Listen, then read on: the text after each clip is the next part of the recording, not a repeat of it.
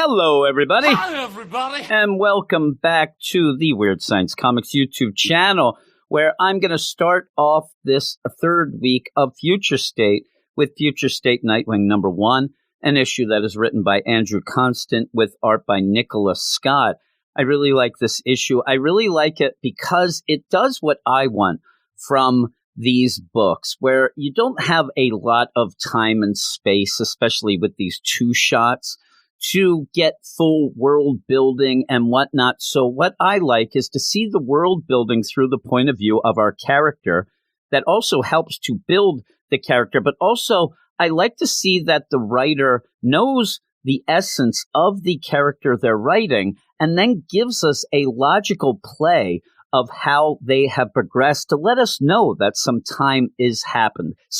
This is a possible future. Not just throw the character out, change it around because you're allowed, because it's an Elseworlds type story, whatnot, and go with it. I like to see the character recognizable, but also recognizing that years have passed, whether those years have been hard, good, whatnot, but seeing that. And a lot of these books haven't shown that. Now, you end up starting out several years from now, it says, and I've said it all along, DC ended up releasing a timeline of the Future State books. You have these books happening in a lot of different years in one timeline, though. Why aren't they putting that timeline at the beginning of each issue? Because then you know what year it is. But then as we read more books, you then get the gist, okay, this book happens after that book, and that happened in that book, so that's there. And you get more of a feeling of a cohesive deal here. Now, I have watched a lot of videos, a lot of these Future State reviews from people on YouTube that have way more followers than I will ever have, and I have seen tons that think that these are all happening on individual multiversal Earths. That's not the case. Now, I wish that they would do a little more research, but I also blame DC, and that is shade. I wish that DC would know better and end up putting that timeline, so you know. But this does happen several years from now, and why I'm really pointing this out is the idea that Andrew Constant is going to give you a really good feeling of where this book takes place, or at least that time has passed with our main character, Nightwing. But he also allows Nicholas Scott to do a lot of the work as well. And even this first page, where you get in and see this several years from now, but you also see flying cars. I mean, just think of it. It's like the Jetsons. You see the neon that's very much like a Blade Runner-esque deal, but you also see a big wanted sign in the background as Nightwing is running across a rooftop in the shadows. But you see a big wanted sign with Nightwing's face on it.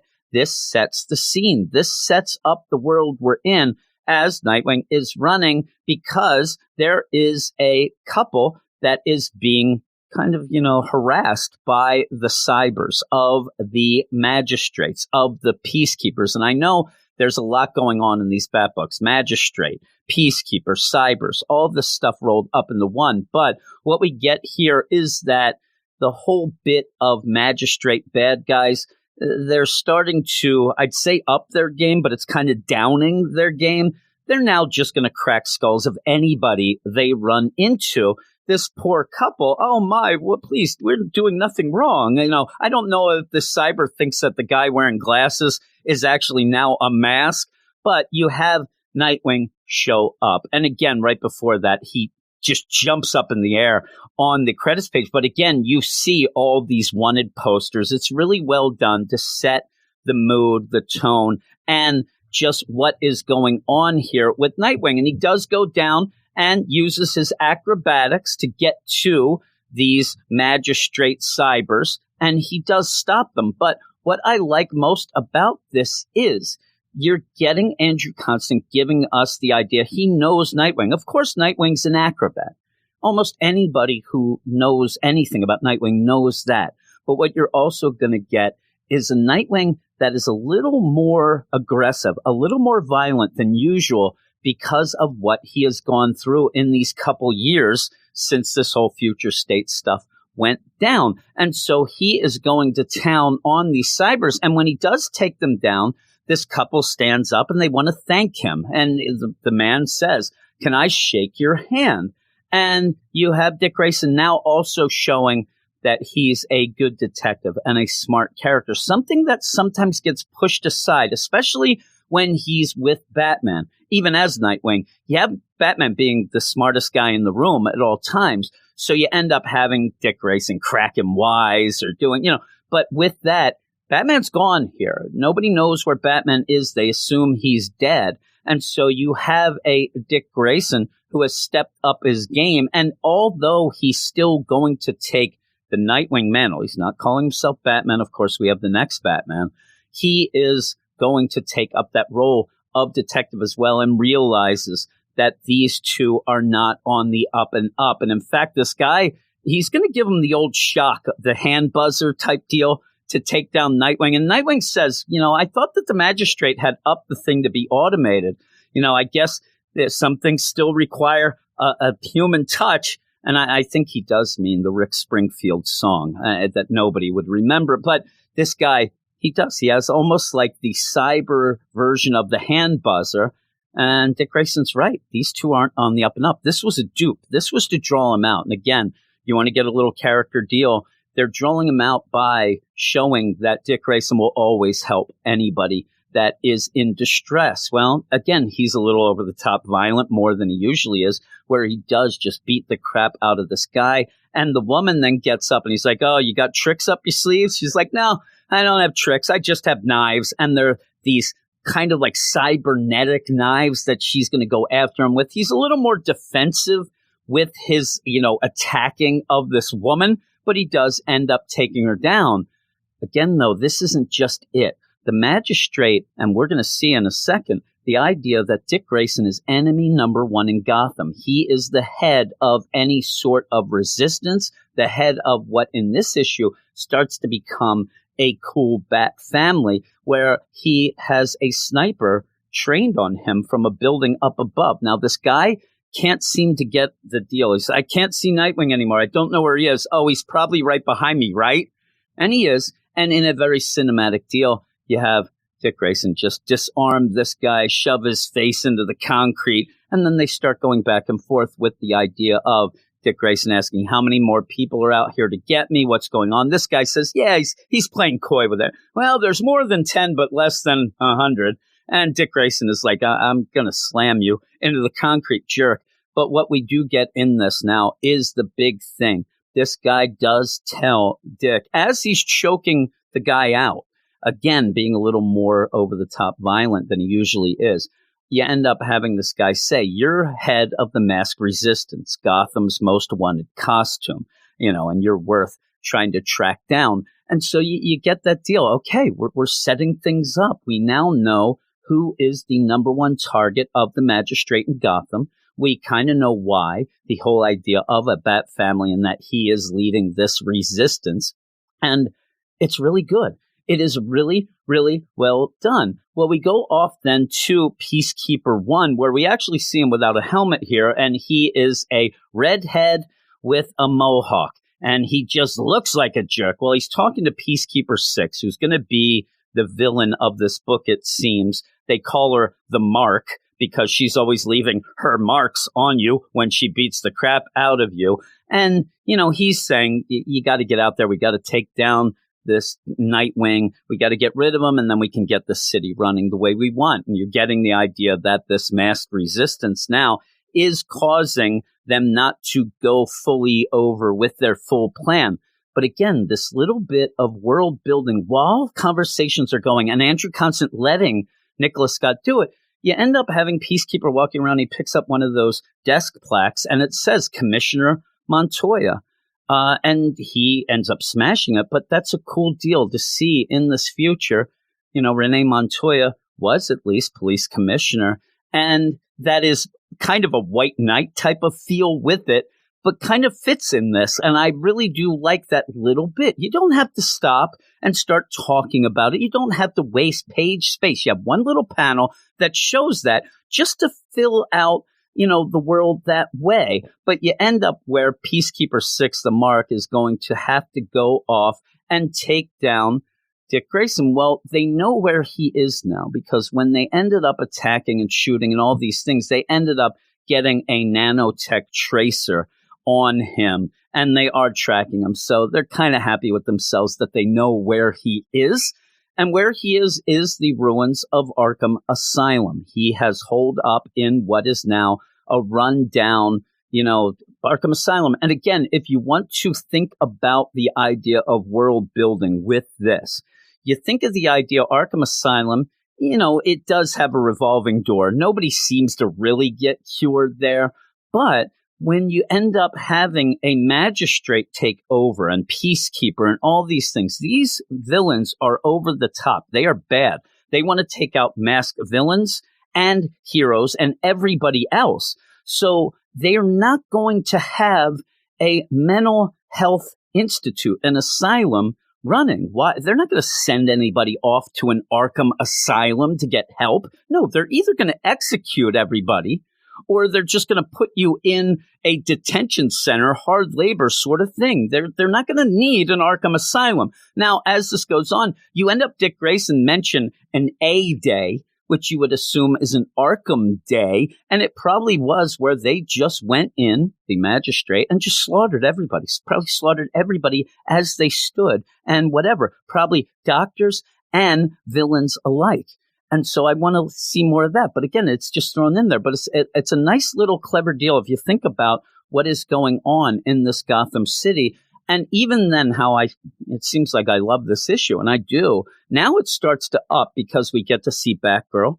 We get to see Barbara Gordon doing her thing. You have Dick Grayson, who's now at a huge console and has made Arkham Asylum his Bat cave, his Nightwing cave. And he's talking to Barbara. They're trying to figure out what's going on. Dick Grayson says it's going to get worse. I mean, we're going to have some real bad times coming up. And Barbara says, well, what's going on with this new Batman? Now, Dick Grayson had just said, we got to keep fighting the good fight. That's what Bruce would do. And he thinks that Bruce is dead at this point. So while they're talking, Barbara says, what about this next Batman? He's like, yeah, I don't know what's going on with that, but we'll see. And he goes off. He says goodbye to Babs and then goes and has his sexy montage scene in the shower. You always want to see at least the abs. A lot of times you want to see the Dick Grayson butt cheeks that you don't get here, but you see the abs. He's thinking back to when Bruce did come to him and adopt him after his parents were killed. He's there in his little Flying Grayson's outfit. But then after the shower, he gets attacked by the next Batman, and they have a good fight. But what this also, in my mind, shows is that the next Batman is pretty good. He is able to hold his own with Dick Grayson, and then has his moment, they call me Batman. But you're going to see, we're in a room here with the next Batman and Dick Grayson. Dick Grayson's the smartest guy in the room. He's been doing this way longer. He knows how to do things, and he has rigged Arkham Asylum itself to have traps and gizmos, which is going to play out, I think, more in the next issue. This is a good foreshadowing because by the end, you see that they are getting attacked and they're going to have to defend themselves in Arkham. So we're going to probably get a little Home Alone action. But Dick Grayson ends up shocking the next Batman. And that is a cool deal to show you again that Dick Grayson, he's no dummy. He's been doing this way too long to let anybody just walk into where he's hanging out, even though it was very hard. You end up having the next Batman say how hard it was to find him. But he's smart. Now, he also knows that a person's identity as a masked hero is special, and he does not actually check out to find out who the next Batman is at this point. When you end up having the next Batman wake up, he's like, yeah, you probably looked under the cowl, got fingerprints, whatnot. You probably know who I am now. And Dick's like, no, you're you. I don't really care about that.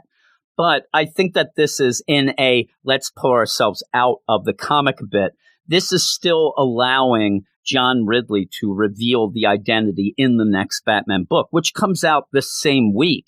But you don't want people to accidentally find out the identity in a book that isn't next Batman. I guarantee you that starting next week, anything with the next Batman and full out identity and deal. You've already revealed it in the next Batman. Now we can play with it going on, but they want to have that in the John Ridley next Batman book, which I think is a good idea and a respectful thing as well. But yeah, you end up having them, and Dick Grayson has the next Batman tied up, And they're talking about, he says it was hard to find you. And this is where Dick Grayson mentions this A-Day, the horrors of the A-Day. And I hope that we see a bit of that, even if it's just like one page of a spread. And I would get that Dick Grayson, when he is confronted by Peacekeeper 6, the Mark, will probably mention it. And like, yeah, you say this and that, but what you did at A-Day, and then we'll get like a spread page, which will be cool. But yeah, all of a sudden they're there. And there's an alert. There's a proximity alert. There is somebody or some people, a group, maybe a group of anti-mask zealots led by the Mask, Peacekeeper 6, is out there at the gates breaking in. And that's what it is. You end up where at one point, even right before this, you have Nightwing, what are you all about, next Batman? What's your deal? And he says that the magistrate and all this stuff is bad enough, but they've also been involved with child trafficking. There's some really bad things that he's concerned with, so that gives them a little bit of a deal, and also gives you the idea that the next Batman isn't just concerned with the magistrate and stuff like that. He's more of a street-level deal. Now, as an aside, I also want to point out just a little teeny bit that when you end up having the next Batman wake up, Dick Grayson has gone and put on his full Nightwing costume because he doesn't want to, reveal his identity at the point either, even though we'll probably get all that together. Like I said, once we get the whole next Batman reveal, we'll have them all open up and stuff. But I like this with Nightwing, with a next Batman also talking to Barbara. It does feel like a Bat family type resistance now in this book, more than any others, I think. But you end up where Dick Grayson, oh no, they're at the gate, and they are. You have Peacekeeper 6, the Mark, coming in with troops. And what I like about this too, you have this full cityscape, neon and stuff like that, going into this rundown Arkham Asylum.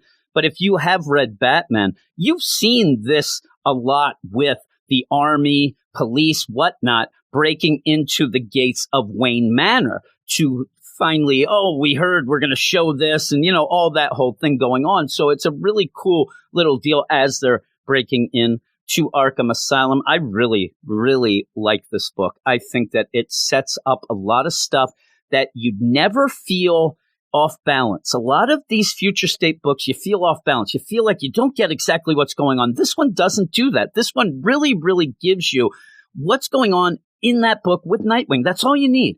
Then you get the next Batman. Barbara calls on the comms. All these things go into what is a really, really good issue of Future State, and really could just be its own anything of a future Nightwing. And so I really did like it. I gave it a 9 out of 10. Now, I would have went a little higher, but overall, you're not getting a ton of a story, but that's kind of been the thing with Future State anyway. You're not getting these, classic stories because there's not enough room and all that. But I think that Andrew Constant does a great job of giving us the essence of Nightwing, showing us that there has been a progression. It's a darker world, unfortunately, and he's become a little darker because of that, not having Batman there, almost in a reverse of what a Tim Drake at one point said. Batman needs a Robin. Well, does Nightwing need a Batman? And I like that. I really do. I suggest picking this up, even if you haven't been reading any of the Future State. You're not going to be confused at all. Everything is well plotted out with this book. The art is great, but that's it, everybody. I know this one went a little longer than usual, mainly because I got excited about it. I got excited, but I hope that you enjoyed this. If you do, please subscribe below, like the video, comment below if you read it and what you think about it, all that, and check out our notes below as well to get all of the Weird Science stuff, Marvel and DC podcast websites, Patreon, all that stuff. But thanks, everybody, and I'll talk to you later.